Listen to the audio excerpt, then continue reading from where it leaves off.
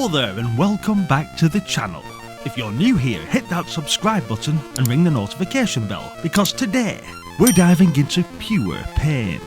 We're talking about the toughest, most unforgiving joystick smashing games ever released on the Commodore 64.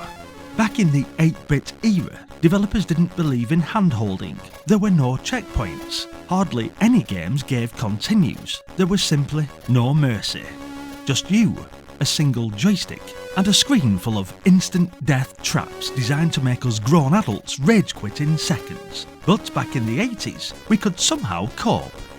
These are the games that separated the casual loaders from the hardcore legends, and honestly, most of us were just kids with infinite patience and the eagerness to see what was on the next level.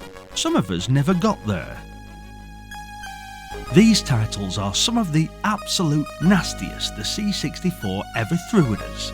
Games where finishing meant either god tier skill or poking infinite lives and pretending you earned it.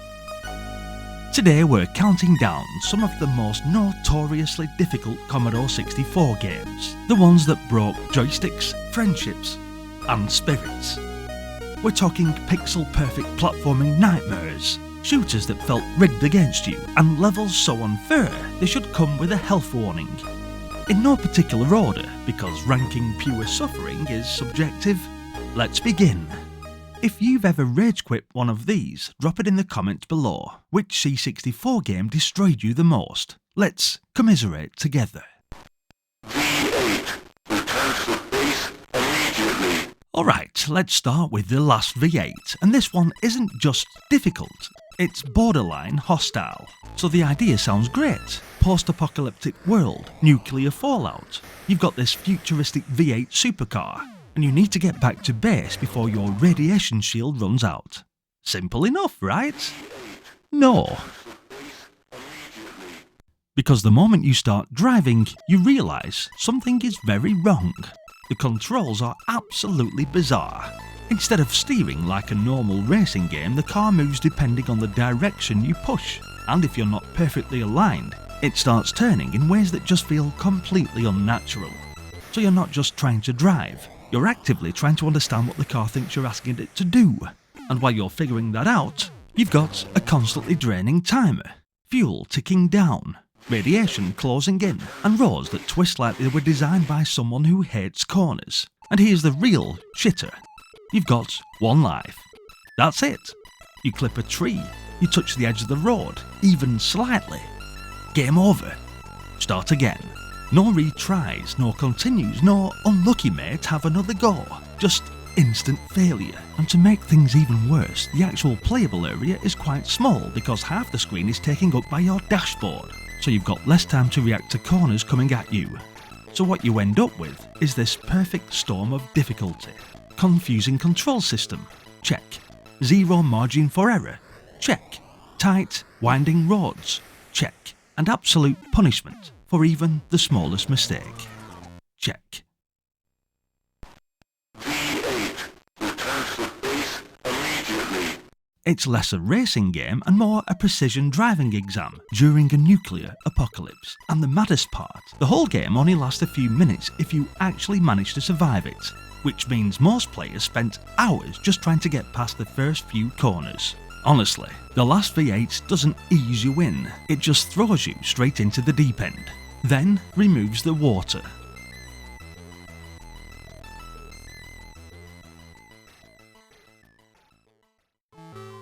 Next up, Airwolf, a game that looks absolutely fantastic, but plays like you're trying to pilot a helicopter using sheer optimism.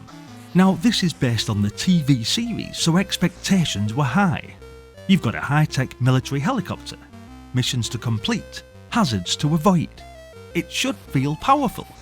It doesn't, because the moment you take off, you realise this isn't an action game. It's a control test. The helicopter doesn't just move left and right. You've got horizontal movement, vertical lift, momentum, and positioning that needs to be spot on. All of that is mapped onto a single joystick, so instead of feeling like a deadly pilot, you feel like you're constantly overcorrecting. Move slightly too far, you drift. Try to stabilise, you overcompensate. try to line up a shot, you're suddenly nowhere near where you thought you were. And that's before the game even starts being difficult on purpose, because the missions themselves are brutally demanding. You're expected to navigate tight spaces, destroy specific targets, avoid enemy fire, and if you don't complete the mission efficiently, that's it, mission failed. What makes Airwolf especially punishing is that it demands precision gameplay, but gives you a control system that feels anything but precise. It's like being asked to perform surgery while wearing oven gloves. And because of that, a lot of the difficulty doesn't come from the enemies. It comes from simply trying to position yourself correctly. Hovering, something that should feel natural in a helicopter, becomes one of the hardest things to do in the entire game. And when you finally line everything up, you miss your shot, drift slightly, take a hit, and it all falls apart. So the real challenge of Airwolf isn't just completing missions, it's mastering a control system that feels like it's actively working against you. And once you realise that, you start to understand why so many players never made it very far at all. Did anyone ever feel in control of that damn helicopter?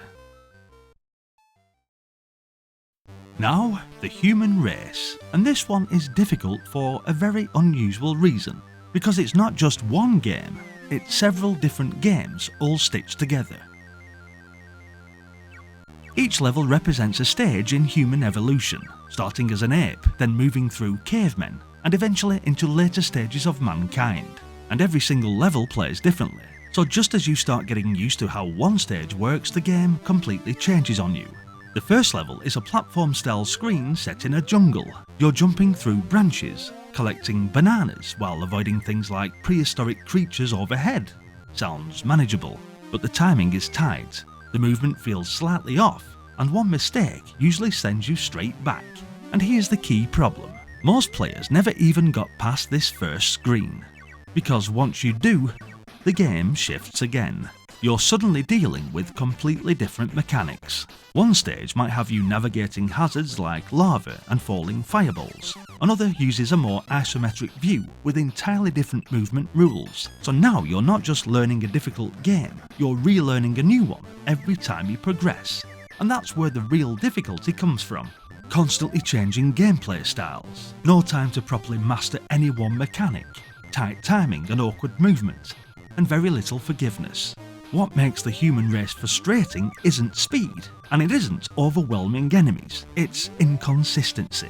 You never settle into a rhythm, you never feel fully comfortable. Just as you start improving, the game throws something completely different at you. So instead of mastering one system, you're constantly adapting, and usually failing.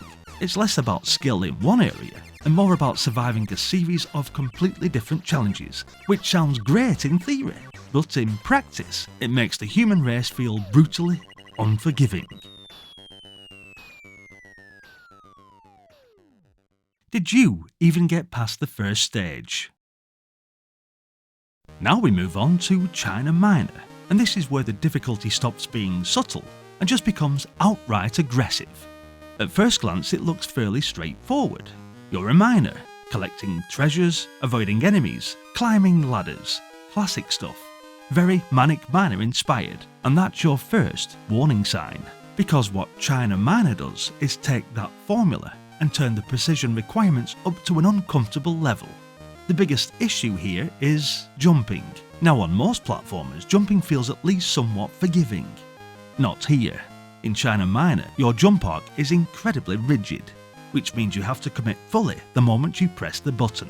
There's no adjusting mid-air, no correcting mistakes. If your position is even slightly off, you're not landing where you think you are. And because the platforms are often tight, surrounded by hazards or placed awkwardly, that tiny misjudgment is usually fatal. Miss by a pixel, dead. Clip an edge, dead. Land slightly wrong, believe it or not, also dead.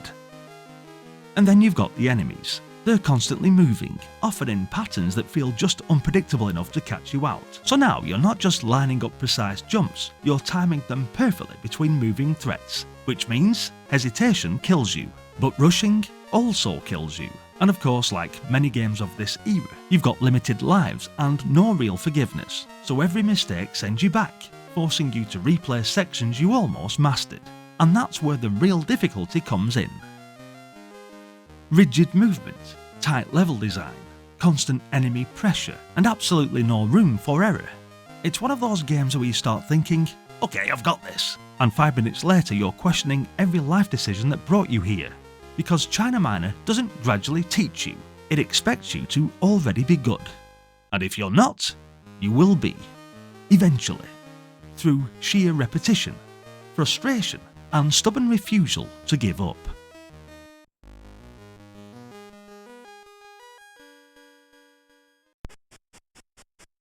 Now, Cauldron, and this is where things start to feel properly unfair, because on the surface, it looks fantastic. Dark fantasy setting, witches, pumpkins, creepy atmosphere. It feels like it should be a fun mix of action and platforming, and technically it is, but it's also brutally difficult, because Cauldron isn't just one type of game, it's two. First, you've got the overworld, where you're flying on a broomstick in a horizontally scrolling shooter.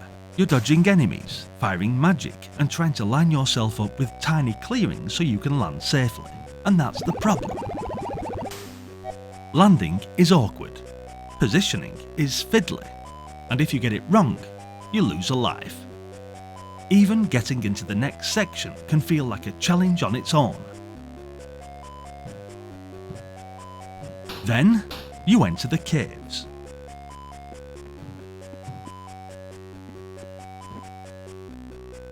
And the game completely changes. Now, it's pure platforming, no flying, no shooting, just jumping across tight platforms, avoiding enemies and trying not to fall.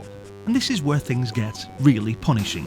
Jumps are precise, platforms are often barely visible ahead of time, and missing one usually means death.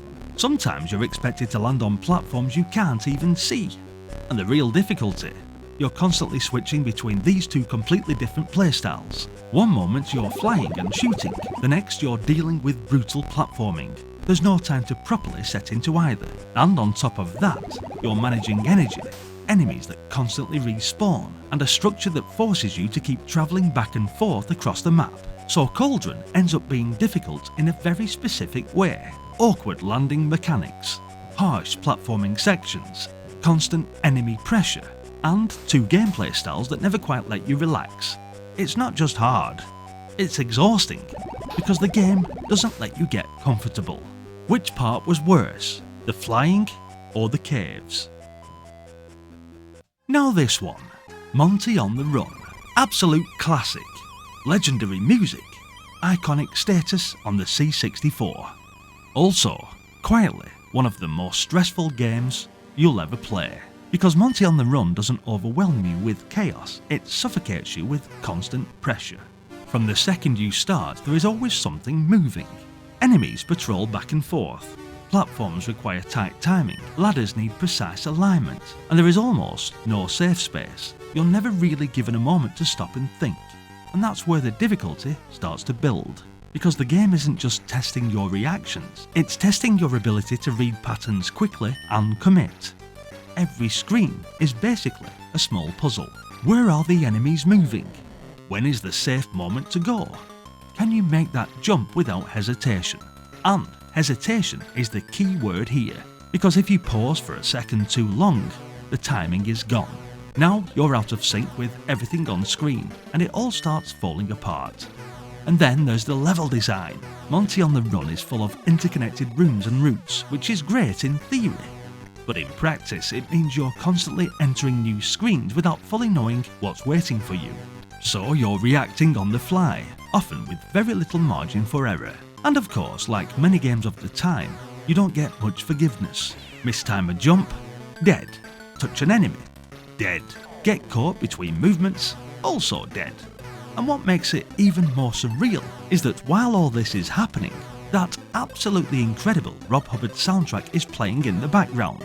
So you're there, under pressure, trying to survive, while also thinking, why is this music so good right now? It's genuinely distracting. You're vibing and dying at the same time.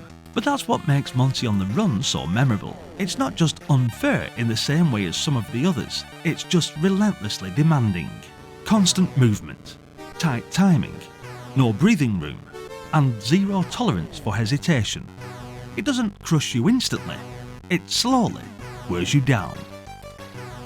Be honest, were you playing the game or just listening to the music? Now, Raid over Moscow, and this game doesn't just start difficult, it starts inside what might be the most stressful hangar in gaming history. Before you even get to the action, before the missiles, before the enemies, you've got to do one simple thing. Get your aircraft out of the hangar. That's it. And somehow, that's one of the hardest parts of the entire game. The hangar is tight, the exit door is small, and your aircraft handles with this heavy inertia-based movement that takes a bit of getting used to. So straight away you're not just flying, you're carefully trying to lift off, stabilise, turn and line up perfectly with a narrow opening. And here's where it gets brutal. To even open the hangar doors you have to reach the correct height first, then trigger the doors, then move forward quickly before they close again, all while trying not to clip the walls, crash into the floor or misjudge your height, because if you do, that's it. You've lost a life before the mission has even started, and the game doesn't reset things nicely either. Every time you fail, you're thrown straight back into the same hangar, with the clock still ticking towards nuclear disaster, so the pressure is immediate. You're not just practicing in a safe space, you're learning under time pressure.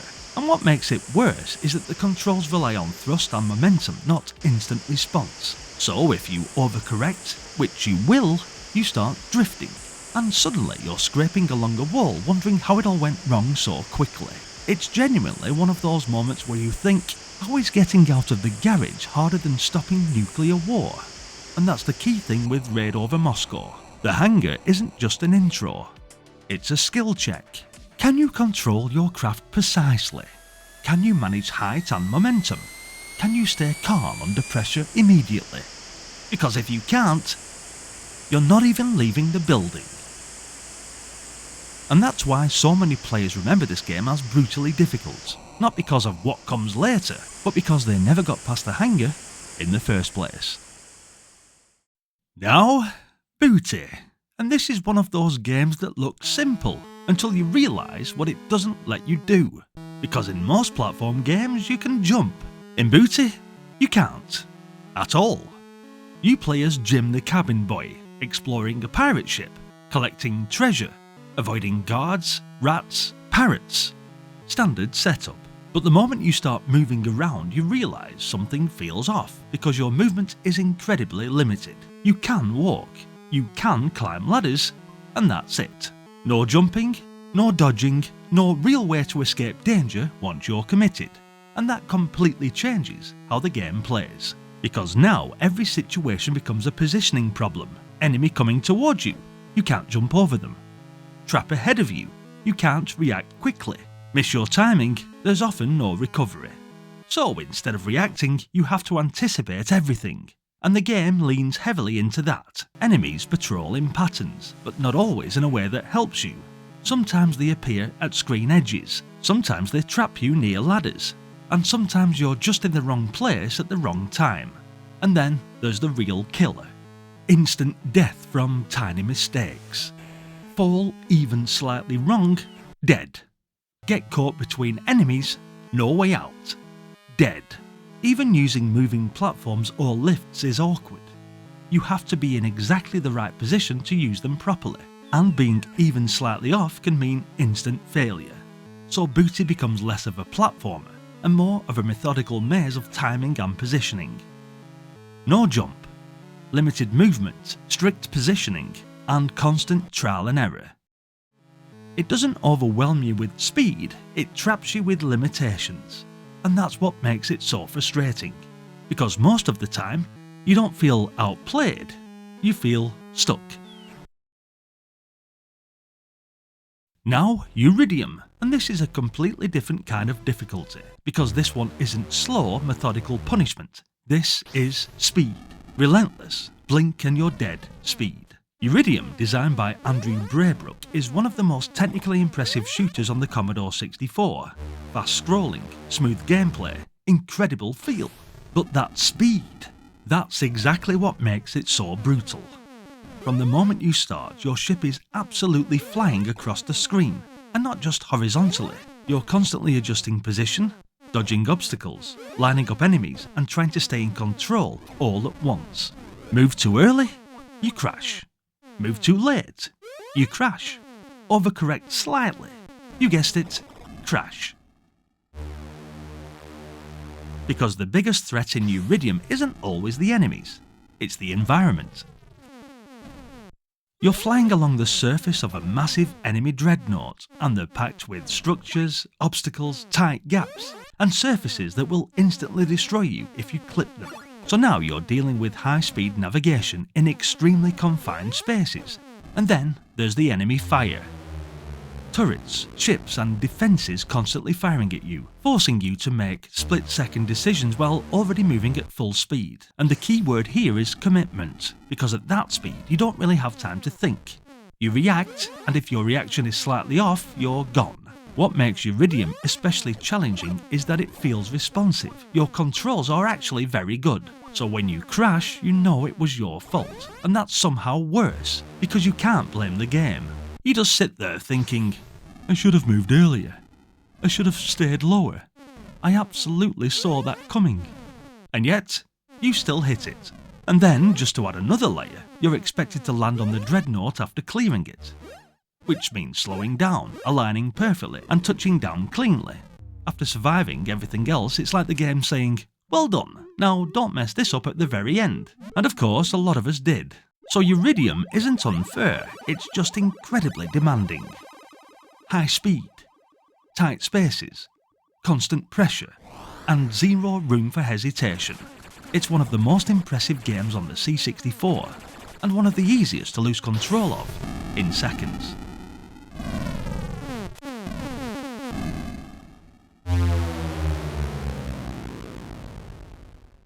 Did you crash more into enemies or the scenery? Now, Spindizzy. This one doesn't hit you with speed, it hits you with something arguably worse. Momentum. Because in Spindizzy, you're not controlling a person or a vehicle, you're controlling a spinning object, a sort of gyroscopic rolling thing. And that means one very important detail. You don't stop instantly. Everything in this game is governed by inertia, so when you move, you don't just move, you slide. You drift, you carry momentum. And once you're committed to a direction, you're not stopping on a sixpence. And that's where the difficulty begins, because the world of Spindizzy is built on floating platforms, narrow paths, slopes and edges, and falling off is very easy. You move slightly too far, you slide off. You try to correct, you overcorrect. You try to stop, you don't. And suddenly, you're dropping into nothing, again and again and again. What makes it especially tricky is the isometric perspective. Judging distance and direction isn't always intuitive, so now you're dealing with momentum-based movement, tricky camera angles, and level design that expects precision. That's not a comfortable combination. It's a constant balancing act, and the real challenge of Spindizzy isn't just navigating the world, it's learning how to control momentum properly. Because once you start to understand how the movement works, you can get better. But getting better to that point, that takes time.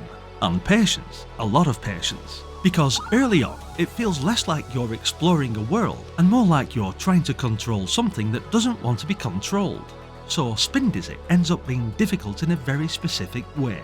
Not fast, not chaotic, just constantly slightly out of your control. And that's what makes it so frustrating. It doesn't punish you instantly.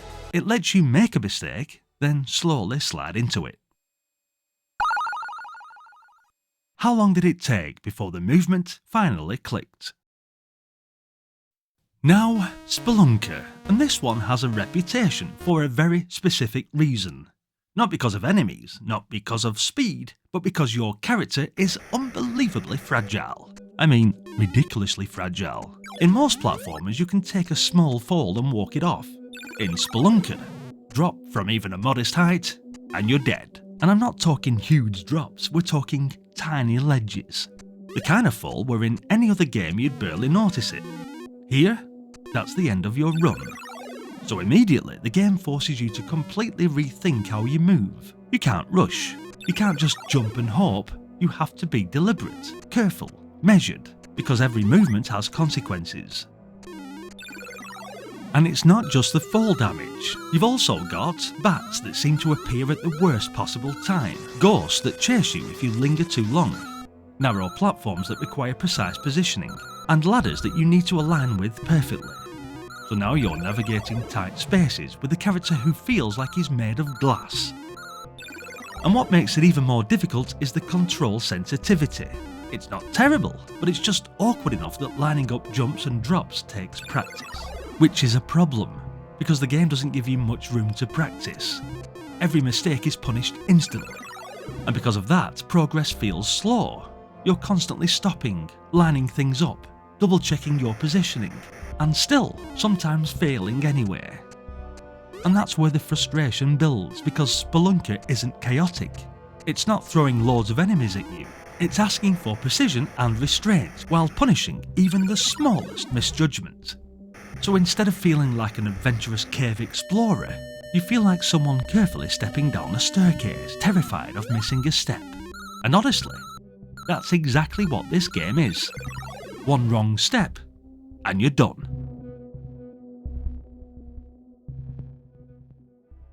Now, Manic Miner and Jet Set Willy. And these two are basically the blueprint for why were games this hard? Because these aren't just difficult. They're precise, uncomfortably precise. Let's start with Manic Miner. Every single screen is a perfectly designed trap. You've got moving platforms, enemy patterns, hazardous floors, and jumps that need to be timed exactly. And when I say exactly, I mean jump too early, you miss. Jump too late, you hit something. Hesitate for even a fraction of a second, the timing's gone. There's no room for improvisation. Each level is basically a sequence, and you have to perform it correctly. And then there's the controls, they're responsive but very binary. You move, you jump, that's it. No mid-air adjustment, no forgiveness. Once you press jump, you're committed. And that's what makes the game so demanding, because success isn't about reacting, it's about executing perfectly. Now Jet Set Willy takes that formula and makes it even more brutal. Instead of short, contained levels, you're given a massive interconnected house to explore. Sounds great, except now, you don't always know where to go.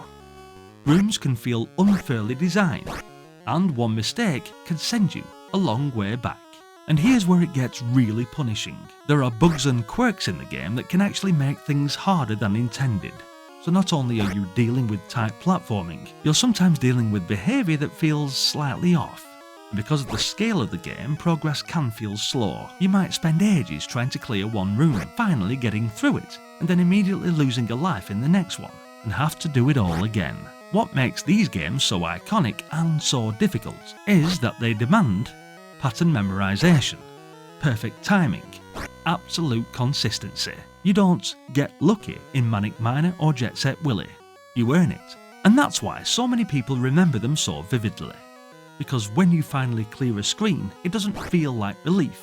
It feels like you've just passed an exam, a very stressful, pixel-perfect exam. Which is harder, Manic Miner or Jet Set Willy? Next up, I.O., also known as Into Oblivion. And this is where things start getting properly chaotic again. Because on the surface, it looks like a fairly standard shooter. You've got a ship, enemies to destroy, levels to clear. Nothing unusual. But the moment you actually start playing it, you realise this game is built around overwhelming pressure. The first thing that hits you is the sheer number of enemies. They don't come at you one at a time, they come in waves. Constant waves, from multiple directions. Above you, below you, from the sides, sometimes all at once. So straight away, you're not just aiming and shooting, you're trying to manage space, trying to stay in a position where you're not boxed in, because once you're surrounded, that's it, you're done. And the problem is, the screen fills up quickly. So you're constantly reacting, constantly adjusting, constantly moving, and there's very little breathing room. And of course, like a lot of shooters from this era, you're not exactly overpowered. Your weapons are effective, but they don't clear the screen instantly, so you actually have to aim properly, prioritise threats, and keep yourself in a safe position at the same time, which is a lot to juggle when everything's moving. And the key issue here, there's very little forgiveness. Take a hit, you're in trouble immediately. Lose control of positioning, overwhelmed. Hesitate for a second, surrounded. But the difficulty doesn't come from one specific mechanic, it comes from constant pressure stacking on top of itself. You're always dealing with multiple threats, always trying to stay one step ahead, and always just one mistake away from everything collapsing. So instead of feeling like you're in control of the situation, you feel like you're barely holding it together. And when it finally does fall apart, it's usually very quick, very messy, and very inevitable. Now, Shadow of the Beast. And this is one of those games that looks absolutely incredible and then quietly punishes you for admiring it. Originally developed by Reflections, this was known for pushing systems visually. Massive sprites, parallax scrolling, atmospheric design. On the C64 it still carries that same style. Dark, moody, impressive. But underneath all that, it's a very unforgiving game. Because the difficulty here doesn't come from speed, it comes from how the combat and progression are structured. Let's start with the combat. You've got a powerful looking character, but the actual fighting feels quite rigid. You can attack left or right, but there's no real finesse to it. So what ends up happening is enemies approach. You try to line up your attack. You either hit them cleanly or take damage. And damage matters, because your health doesn't last long. Enemies can drain it quickly, and there aren't exactly generous opportunities to recover, so every encounter becomes a bit of a gamble. And then there's the pacing. Shadow of the Beast isn't a straightforward action game, it's built around trial and error. You're expected to explore, figure things out, learn from mistakes, and then try again with that knowledge. The problem is, the game doesn't always make it clear what you're supposed to do, so you end up wandering, experimenting, and often running into situations you weren't prepared for. And when you die, which you will, you're expected to remember what went wrong and adjust next time. That's where the difficulty really sits. Unclear progression, punishing combat, limited health, and a heavy reliance on memorization. It's not about reacting quickly, it's about knowing what's coming. And until you do, the game feels harsh, almost unfair at times. But once you start to understand it, you realise it's less about raw skill and more about learning the world. Still, that doesn't make it any less brutal when you're starting out, because Shadow of the Beast doesn't guide you, it expects you to figure it out, while taking hits and slowly running out of health, all while looking absolutely stunning. Now, RoboCop, and this is one of those games where everything should feel powerful, but somehow doesn't.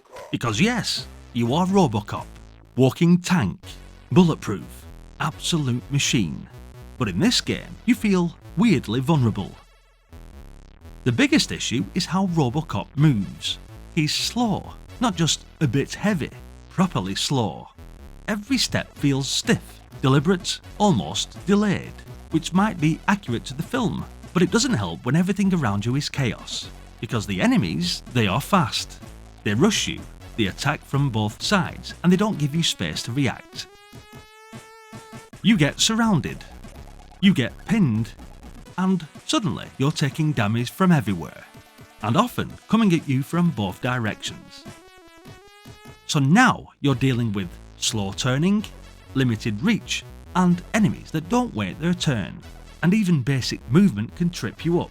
Stairs are awkward to line up, turning takes time, and if you're slightly out of position, you're getting hit. On top of that, the game mixes things up with different sections. You've got side-scrolling combat, then suddenly you're in a hostage rescue situation. Or a photo-fit puzzle trying to rebuild a suspect's face. Slow, stiff movement. Fast, aggressive enemies. Situations where you get trapped. It's not just hard, it's uncomfortable. But instead of feeling like RoboCop, you feel like RoboCop on a very bad day.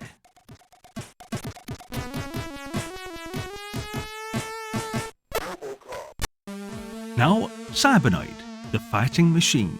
And this is where difficulty becomes very deliberate, because unlike some of the other games we've looked at, Cybernoid isn't awkward, it isn't clumsy, it's actually very well designed, which somehow makes it even harder. You're piloting a ship through tight cavern systems, hunting down pirates and recovering cargo. Sounds straightforward, until you realise this game expects you to play properly, not just survive, but play with control, planning and precision. Let's start with movement. Your ship has inertia. Now, not as extreme as something like thrust, but enough that you can't just dart around freely. Move too quickly, you drift into danger. Try to correct, you overcompensate. Panic, you're done. So straight away you're being asked to stay calm and controlled. Then the enemies arrive. Turrets, drones, projectiles, all placed very deliberately, and they're not random. They're positioned to punish careless movement.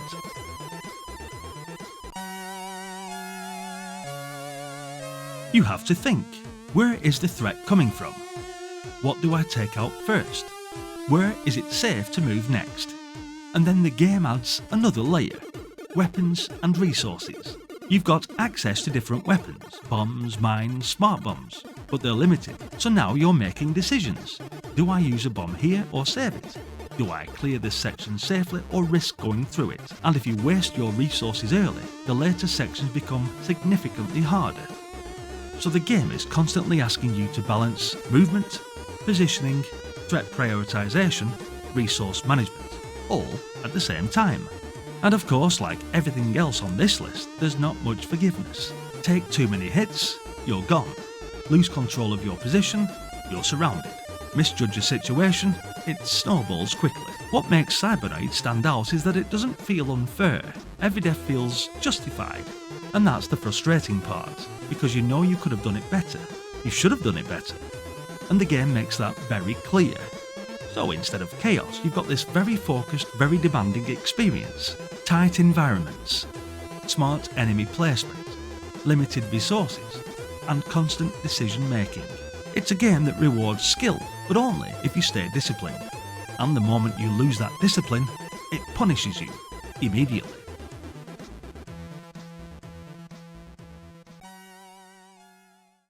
Now, army moves, and this is where difficulty starts to feel questionable.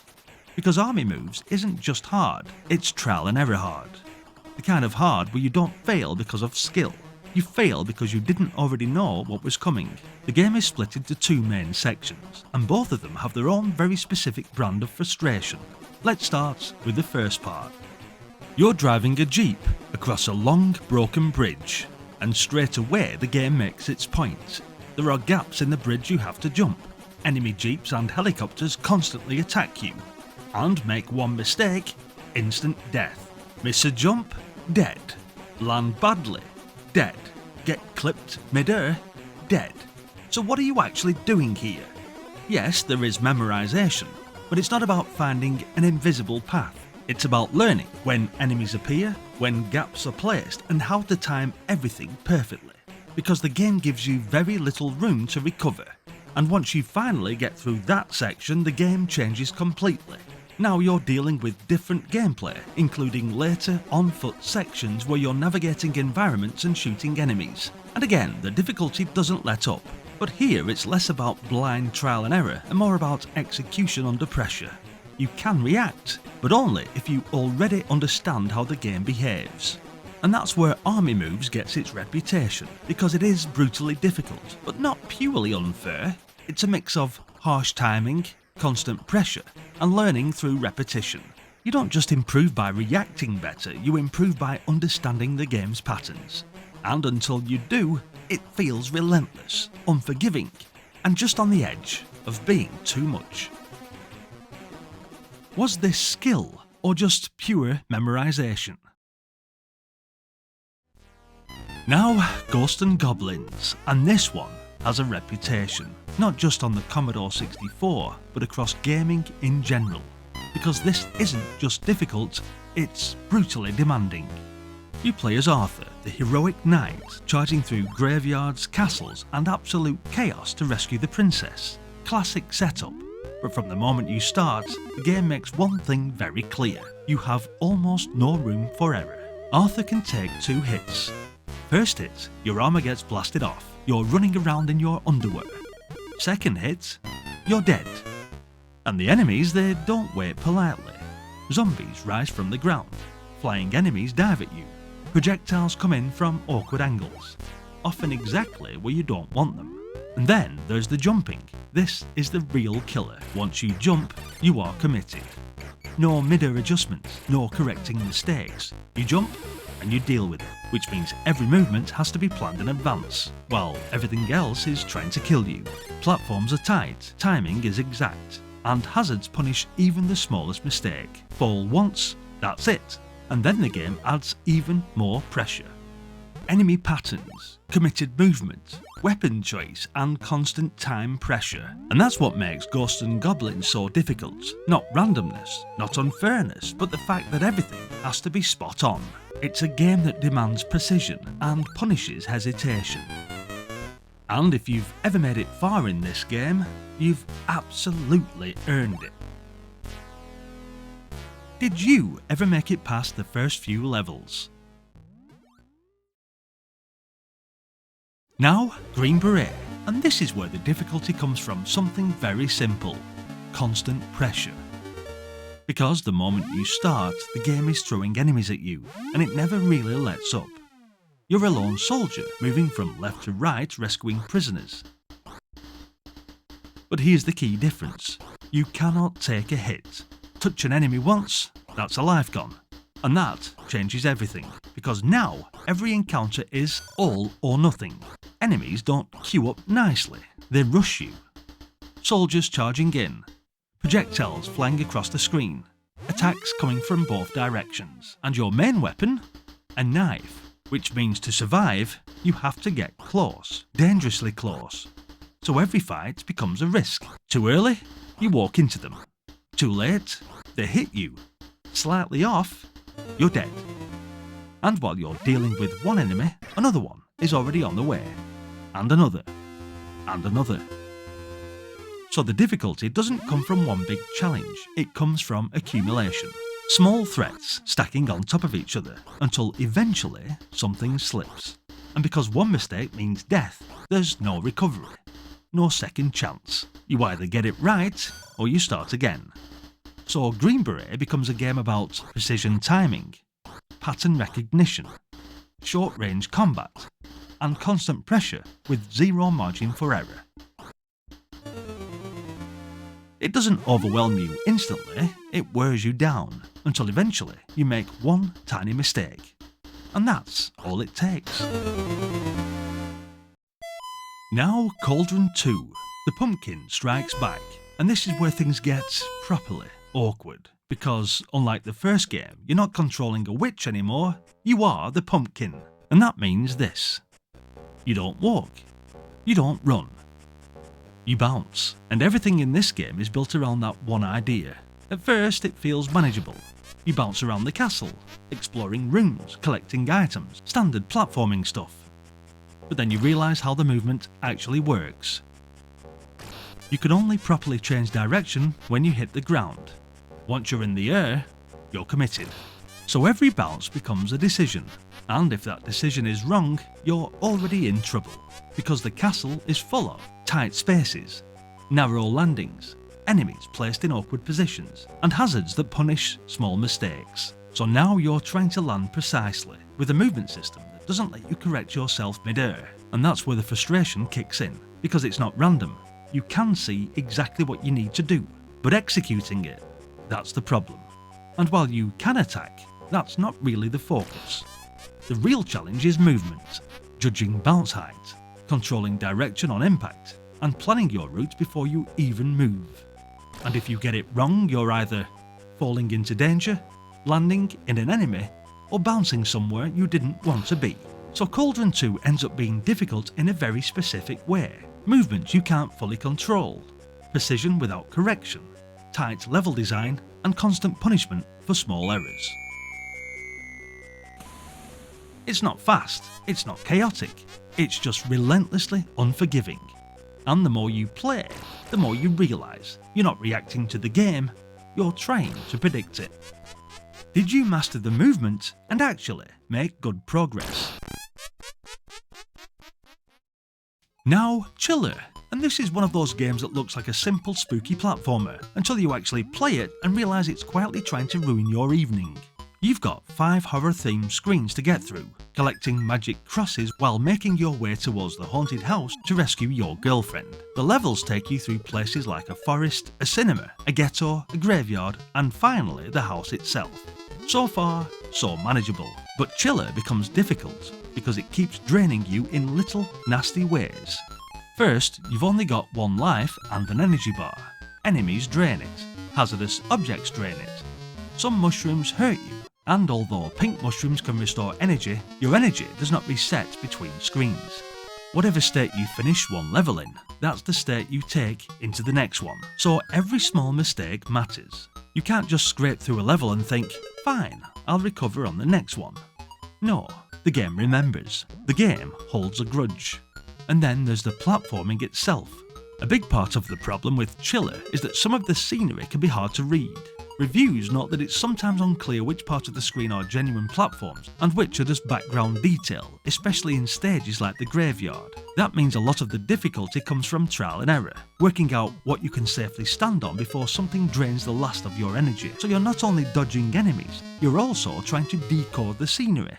That is never ideal.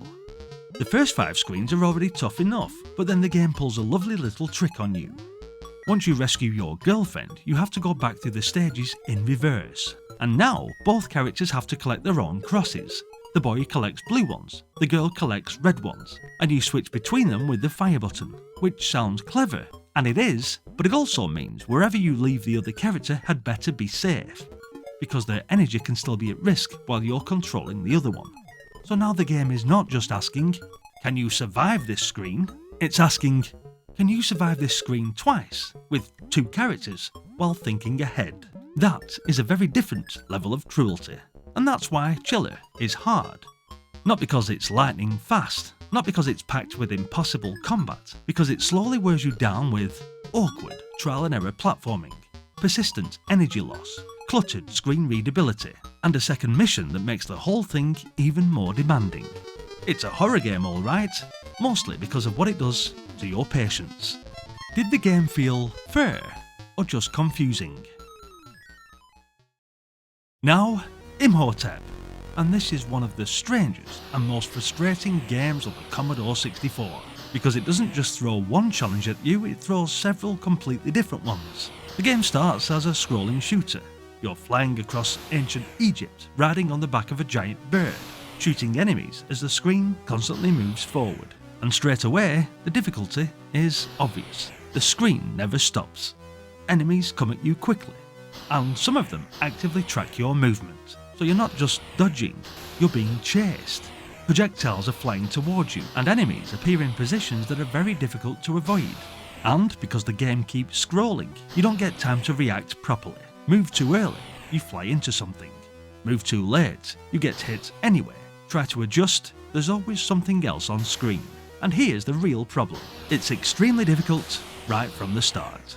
Most players never even make it past this first section. But if you do, the game changes completely. Suddenly, you're on foot. Now you're dealing with platforming sections, jumping over hazards, avoiding enemies in tight spaces, and adapting to a completely different style of gameplay. And later still, you get even more variation. Different mechanics, different pacing, different problems. So instead of learning one system, you're constantly relearning the game. And that's what makes Imhotep so difficult. Fast, relentless, scrolling shooter sections. Enemies that are hard to avoid. Gameplay that changes completely between levels. And almost no time to properly adapt. It's not just hard, it's inconsistent. Because just when you think you understand it, the game changes the rules. And usually, by that point, you're already out of lives. Did anyone even get past the first section? Now, Ninja Spirit, and this is one of those games that looks absolutely incredible, but quietly expects perfection. Originally an arcade game by IREM, Ninja Spirit is all about fast, relentless combat, slicing your way through enemies across multiple stages inspired by feudal Japan. And straight away, the difficulty hits, because enemies don't trickle in, they swarm you, from the ground, from above, from behind, sometimes all at once. So you're not just attacking, you're constantly managing space. And here's the key thing, you've got great weapons, swords, shurikens, even chain weapons. But that doesn't make it easier, because the game demands precision. Miss your timing, you get hit. Get surrounded, you're gone. Hesitate, overwhelmed instantly. Early on, it feels manageable. Then suddenly, more enemies, faster attacks, less space to react, and before you know it, you're fighting just to stay alive. And like a lot of arcade-style games, there's very little forgiveness. One mistake turns into two turns into a full collapse. So Ninja Spirit ends up being difficult in a very specific way. Constant pressure, enemies from all directions, precision combat, and escalating chaos. It's not unfair, it's just relentless. And unless you stay completely in control, it overwhelms you in seconds.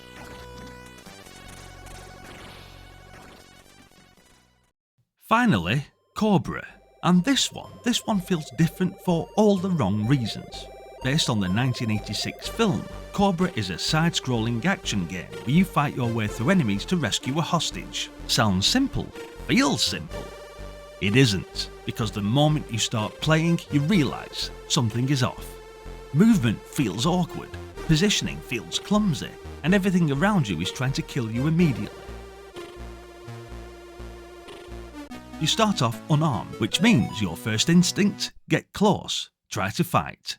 Bad idea, because enemies come at you fast, often from multiple directions, and you don't have the tools to deal with them properly. Eventually you find weapons, guns, knives, upgrades, hidden in things like food pickups. But even then, you never really feel in control. Ladders are awkward, jumping is awkward, movement is stiff, combat feels unreliable, and because of that, a lot of deaths don't feel like your fault. And then there's the real problem. The game just keeps throwing enemies at you, constantly.